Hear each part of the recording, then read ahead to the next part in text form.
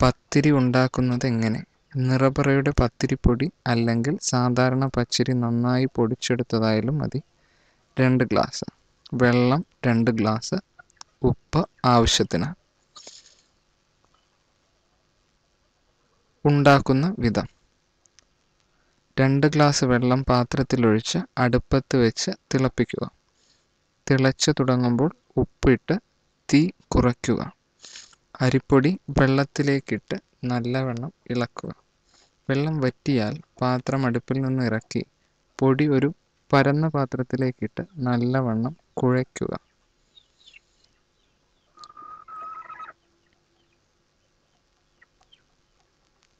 പൊടി ചൂടാറുന്നതിന് മുമ്പ് കുഴയ്ക്കണം. നല്ല മയം വരുന്നതുവരെ കുഴച്ച് പൊടി ഉരുളകളാക്കുക. ഉരുളയ്ക്ക് ഒരു ചെറുനാരങ്ങയുടെ വലിപ്പം ഉണ്ടാവണം. ഓരോ ഉരുളകളും പലകയിലോ ചപ്പാത്തി പ്രസ്സിലോ വെച്ച് കനം കുറച്ച് പരത്തുക. പരത്തുമ്പോൾ പരത്തുന്ന ബലം എല്ലായിടത്തും ഒരുപോലെ കൊടുക്കാൻ പ്രത്യേകം ശ്രദ്ധിക്കണം. പത്തിരി ചുട്ടെടുക്കാൻ എണ്ണമയം ഇല്ലാത്ത ചട്ടി തന്നെ വേണം. ചട്ടി ചൂടാകുമ്പോൾ പരത്തി വച്ചിരിക്കുന്ന പത്തിരി ചട്ടിയിലേക്ക് ഇടുക. പരത്തുമ്പോൾ മുകളിലായിരുന്ന വശം തന്നെ ചട്ടിയിലിടുമ്പോഴും മുകളിൽ വരാൻ പ്രത്യേകം ശ്രദ്ധിക്കണം.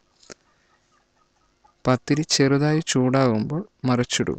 മുകളിലേക്ക് ചെറുതായി പുക ഉയരും. അതാണ് ആദ്യ തവണ മറിച്ചിടുവാനായിട്ടുള്ള അടയാളം.